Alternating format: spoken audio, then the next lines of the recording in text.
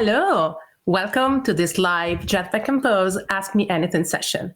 I am Anna-Chiara and I am a product manager on the Jetpack Compose team. And today with me, we have... Hello, my name is Matvei and I'm a software engineer on Jetpack Compose. Hi, I'm Clara and I'm a tech lead on the Android toolkit team working on Compose. And I'm Leland Richardson. I'm a software engineer working on Jetpack Compose. Thanks everyone for joining us. And if you're watching us live, you can ask us questions. And to do that, you have to be on the Google I/O website and look for the Q&A section and just post your comments there, your questions there. If you're watching us on YouTube, you will not see your questions. So just post them there. All right, let's get into them. We already have quite a few. So let's start with the burning question. So we announced just yesterday something. So let's go into the question. Since Jetpack Compose stable version will come up in summer, would you recommend companies to start developing new applications now with Compose? And the answer is absolutely yes. We announced that we are going to go stable in July, which is just a couple of months away. So if you want to be ready by then, you'd better get started now. Obviously, we're still in beta, which means there's still a few things that we are working on. But yes, why not? And I'm sure someone else on the team will want to add something. It's exciting as well, right? Like we see Compose as the future of UI for Android, and we're really keen to have the community come with us. And this is a very special moment for us. But looking forward to July, we want to make sure we iron out all the things that we have on our bucket list that we don't want to launch with, to make sure it's really ready for everyone. All right, thank you, Clara. Let's get to the next question. How much performance improvement can we expect until 1.2 release? As for now, it still feels a bit slower than XML. And I'll ask Leland to start answering this. Yeah, thanks. So this is a really great question. Obviously, for a UI toolkit, performance is one of the most important things to think about, and Compose is no exception. And once we sort of got into beta, that meant that our API was more or less locked into place. And that is sort of a time where we're now able to focus more on performance improvements and polish and robustness. And that's definitely what we've been doing for a big part of this. So there's a lot of really great work that's been going on for the past couple of months in some cases, like say the lazy APIs, like lazy row and lazy column, we know that scrolling performance and list performance is really important. And we've learned a lot from actually our past. Recycler view is very successful in sort of the view world. And there's a lot of techniques that Recycler view has been doing that we're now leveraging on the Compose side. That we weren't initially. So we're now sort of taking advantage of more intelligent scheduling. We're prefetching rows when the frame is idle and running composition sort of during idle times. We also implemented some infrastructure in the Compose runtime and the lazy APIs that allow for like layout nodes and elements in the rows and columns to actually be reused when they go off screen and be recycled down below, similar to how Recycler View works. And, sort of the results we've been seeing from this work have been really impressive.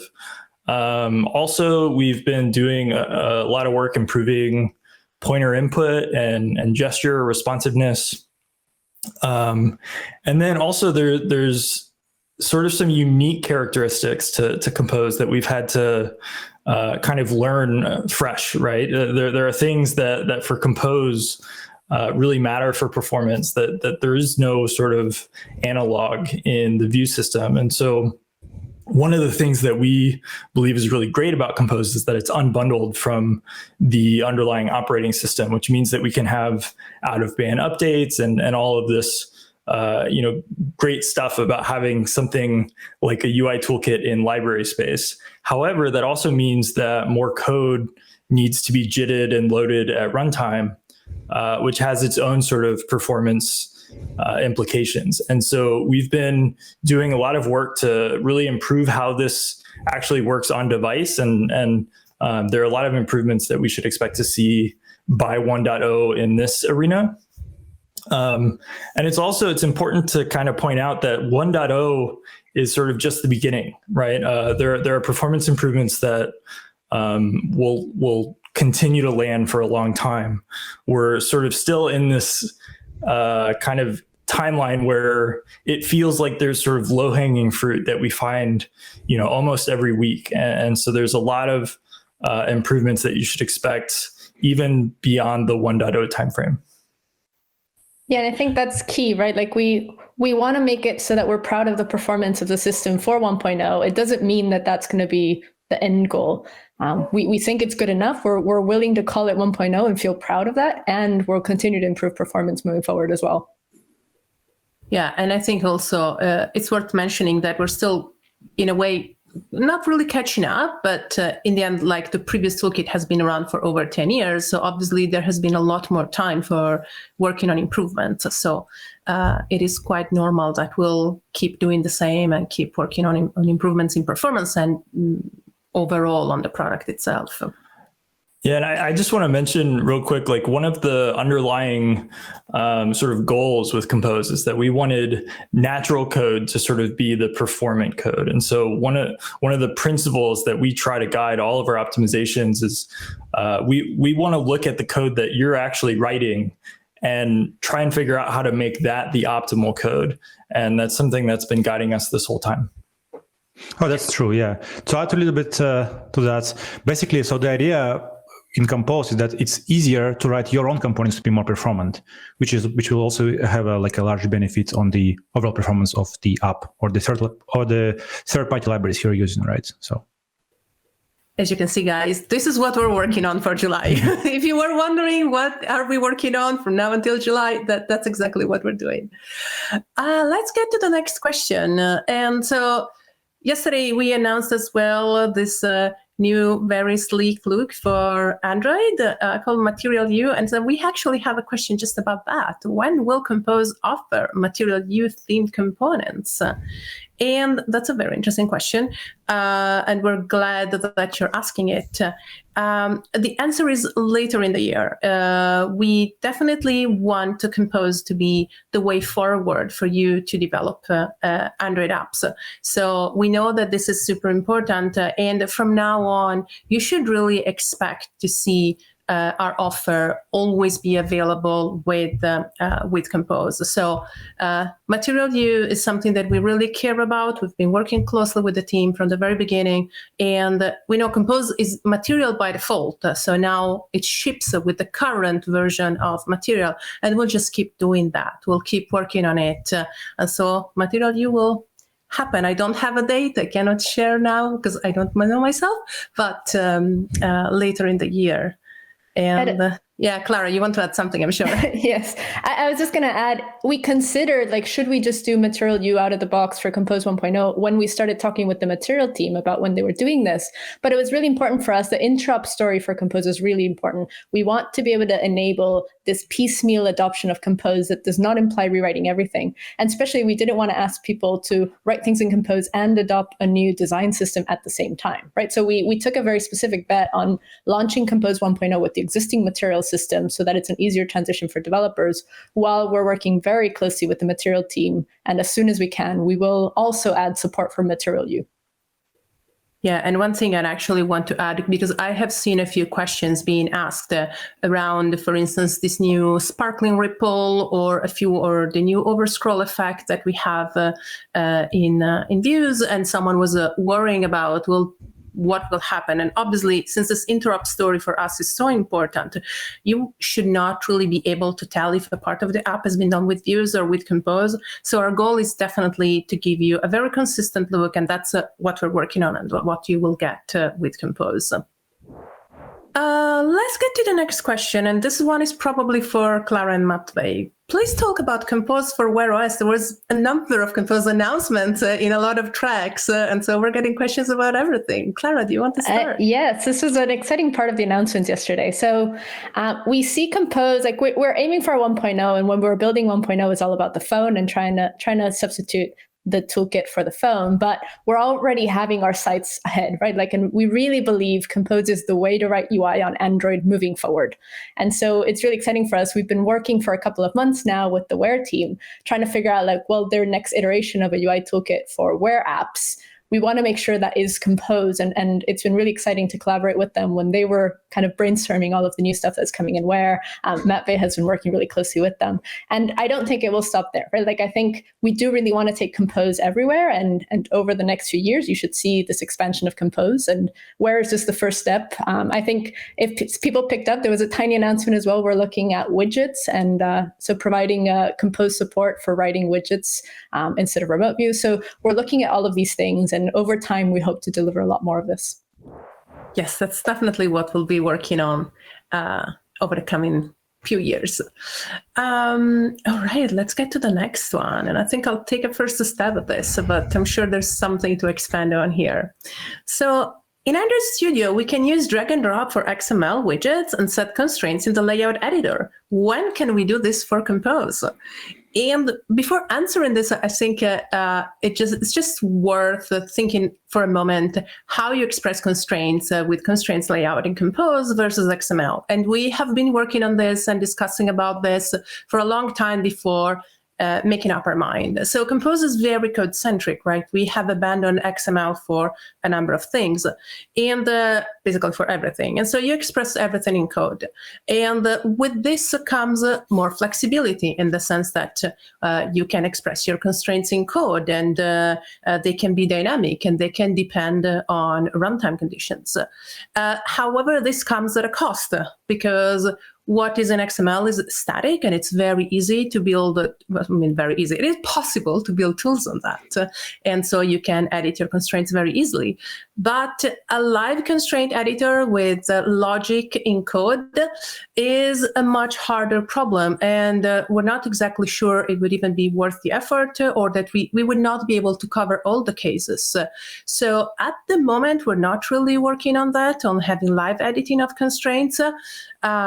We will see how the product evolves as well, but we're pretty confident that you will have this capability of expressing your constraints in code. We also have another option of expressing the constraints in JSON files, so there is work in that direction, and we might have tooling for that as well, but that's kind of a bit of a different approach. Well, every time the constraint layout brings up in Compose, I want to mention a few things. So first, the constraint layout is really like a lifesaver for the views, right? You can write performance layout and everything like this. But don't feel discouraged to write just the regular layouts in Compose, like just use rows and columns and everything like this. Because in Compose, we've made the system to be like single measure pass, which is more performant and has like, you have a very few chances to foot gun yourself, basically. So don't feel discouraged to use just out-of-the-box layouts here. Or even write custom layouts, right? Right, yeah, it's very easy in Compose. Cool, and since we just talked about XML and Compose, let's keep on the same track. We have XML and now Compose. What is the future, and are we going to deprecate the XML? How lazy column is different from a recycler view? Clara, do you want to get started on this? Well, two different questions in one, I guess. First of all, it's going to take a long time. If we were to deprecate, even deprecating views, this would be a very long road that we're not looking at anytime soon. But we are looking at moving things away from XML when we can. As I mentioned earlier, the interrupt story is really important for us, and being able to not have to rewrite your app in Compose. And while there's an interrupt story, XML is going to still be there, right? Because you already have your colors, your dimensions, your strings, everything is in XML, and we're not asking you to rewrite all of that for Compose, especially because the view system still needs it, right? So the deprecation, I think, is a long road ahead. We would love to move away from XML, but I wouldn't say it's coming anytime soon. The second question, though, you were asking about lazy column and recycler view. Very similar concepts. And I think Leland touched on some of this earlier. We have actually been applying performance optimizations to lazy column that are kind of inspired by what recycler view does. I wonder if, Leland, do you want to add more of like what we could do? I think there's more on performance that you can touch there. Yeah, I mean, I already talked about the performance side of things, so I won't go over that again. But recycler view and the lazy APIs, which are like our lazy row and column, and then we have a sort of lazy DSL that allows you to do more things.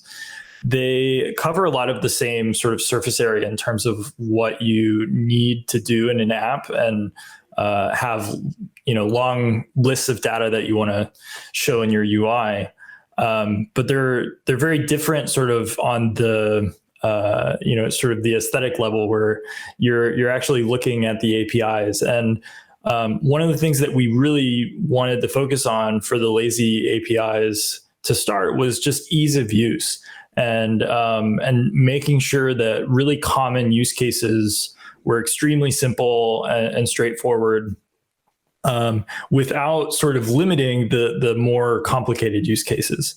And so we've done a lot in that sort of direction, like doing things that were before sort of very involved with recycler view, like having section headers and sticky headers, and having lists that had some amount of static data and another amount of dynamic data. Like those were really difficult to do with recycler view. They were, of course, possible, but just the amount of code to get that was more than we would have liked. And so we made some of those common use cases really, really straightforward.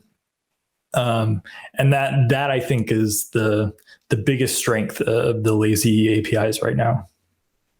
I think there's another point that maybe it's a bit more forward-facing, which is Recycler View used to use this empty space in each frame to be able to do calculations and try to preempt what would happen next. I think there's a lot more potential in Compose. Maybe we haven't exploited that to the maximum yet, of doing things off thread, or of being able to really optimize that further once we have time to really focus on this problem, just out of how Compose is a different architecture, right?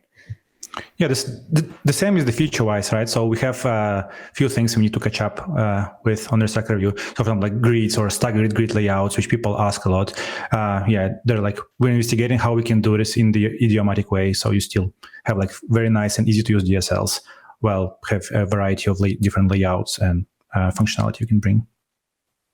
And I think you're all touching on something that is important. Like Compose is such a big mindset shift for the developers, but also for us, that we're taking our time not to just take what we had and kind of copy paste it, just translate into some kind of Compose way and just to have it there. But we're really taking our time to look at the features, what are they supposed to do, and what is the best solution in the Compose world, which sometimes might differ a bit, but just so we can get it more idiomatic and more natural in Compose. So we prefer, to release the Compose 1.0 with the things that you need, and then we know that some things that you care about and that we care about are left out, or maybe we're still working on them, we're still perfecting them, but that's because we all want to take the time to get this really right in an idiomatic way. I remember when we first sketched the APIs we can have for lazy column, we were like, can we really do it? Like, is it doable? It would be very nice to have this. And now we have it, so. Good job there. Yeah. All right, let's get away from XML and let's get into something different, testing. Compose testing run on instrumentation, device, or emulator. Are there plans to make it possible to run them 100% as unit tests? Matvei, do you want to start talking about this? Yeah, sure. Oh, that's an interesting question. So we're definitely looking into how we can make this possible, but it's a challenging task because from the Robo Electric, for example, we can see how it's very, very important to keep the consistency and reduce the flakiness, right? So it's very important to make sure that if your tests pass on the JVM target, right, as a unit test, they should pass on the device as well. So we are looking in how we can bring this in Compose as well, with Robo Electric and in any other way. So yeah, we'll keep you posted. Brilliant, thank you. All right, let's get into Kotlin versions. So, Compose relies on specific Kotlin version when compiling the app. What are your thoughts about this? My fear is that Android projects won't always be able to keep up with the latest version of Kotlin if also using Compose. Leland, this feels really down your alley. Do you want to take it? Yeah, this is a great question. I'm glad someone brought this up. This is definitely true. So a big part of Compose is the compiler plugin, and right now the compiler plugin leverages some extension points in the Kotlin compiler, and the majority of the extension points that we leverage are around the new IR backend of the Kotlin compiler. And so the IR backend, which some of you may have heard of at this point, but basically it's a refactoring of the Kotlin compiler when it goes from the sort of type check code into the a sort of intermediate representation that the compiler then transforms into bytecode. That new backend has been sort of built from the ground up in place in the Kotlin compiler, and Compose has been relying on that before it has gone stable. And so it's been relying on it from the very early days of when that sort of project got started at JetBrains. And because of that, the APIs that we rely on in the Compose compiler were very much changing as the compilers got upgraded. In Kotlin 1.5, the IR backend becomes the default backend, which means that there's a bigger guarantee of stability here. And over time, this will get more and more stable. And so the Compose compiler will start to become, I guess, more stable in terms of the APIs that it actually uses in the Kotlin compiler. And so we're hoping that in the future, we'll be able to relax the version requirements with the Compose compiler and the Kotlin compiler a little bit. But also there's, it might not be as big of an issue because there's a separate version guarantee that we'll be providing for the compiler and the runtime. And so you would be able to use versions of Compose with a different version of the Compose compiler. And it should just be able to work with whichever setup you have, and this should stabilize over time. I don't want to add anything here. Clara, Matvei, I'm super satisfied with the answer. All right, let's get into the next one.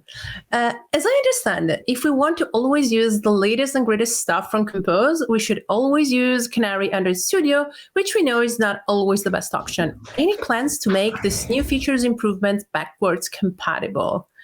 So I'll take this one, and then you guys tell me if you have other opinions. But we know this is a bit of a challenge. There is something just in how the development process of a toolkit and the corresponding tools happens that makes it a bit complicated, because obviously Compose stabilized the API just at beta, which was just 3 months ago or so.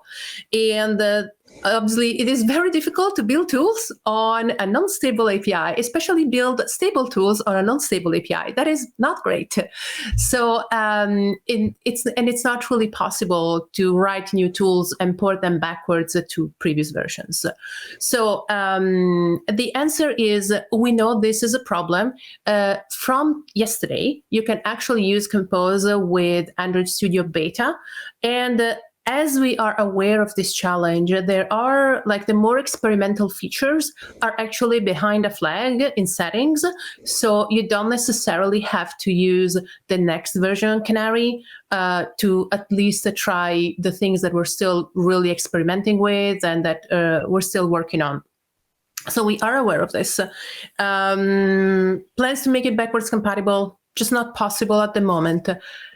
However, we have a few thoughts in the space. I cannot share anything because it's super early days. We're just thinking about it, just talking about it. But hopefully we will have news about this, but it's going to take some time. So for now, Compose is available in Android Studio Beta, which was released yesterday. And yeah. I'd just say, maybe touching on what you said earlier, Compose is a completely new paradigm. So also we need a space to be able to create tools where we try them out and we hear feedback. Are they actually useful for this completely different thing that we're building tools for that we've never done before. So I think there is a place for having tools in Canary while we're still trying to play with them, and they may come and go, and then eventually we graduate them to beta and stable. Yes, we really want to understand also. It ties a bit back into the questions about constraints that we had before, right? We know that developers feel comfortable if they find the same tools with the new toolkit. It might not be the best thing. So again, trying to take our time to realize also these things and make the best Compose idiomatic tools as well. But in a way, we'll have to learn what those are as well. So work in progress. So we are almost at time. So I think we can take another question, and then probably we'll have to wrap up. So how can I extend the material theme to support my own tokens of my custom design system? Matvei, this sounds like a question for you. Oh yeah, well, this is a very good question. I think it will take all the time we have. So yeah, so it's an interesting question. It very much depends on what your design system is, right? In Compose, we have this layering, we call it, from the UI to foundation to material. And so we made it so the material is not something special in Compose, right? We have this UI layer, runtime layer, and the foundation layers, which provide all the basic building blocks you can build any design system with. So, for example, if you have similar tokens to the material but slightly different, you can wrap the material theme and generate basically the material theme from your own, or just substitute the material theme.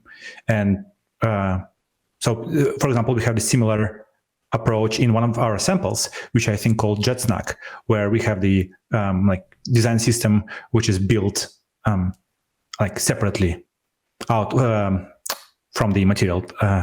So this is like a very good example of the second approach you can take. You can just say, okay, my design system is very, very far from what we have in material, and just start from the scratch, start from the foundation. It should be very fast to build your own design system, and you will have all the freedom you have, all the flexibility, gradients or everything you want just there.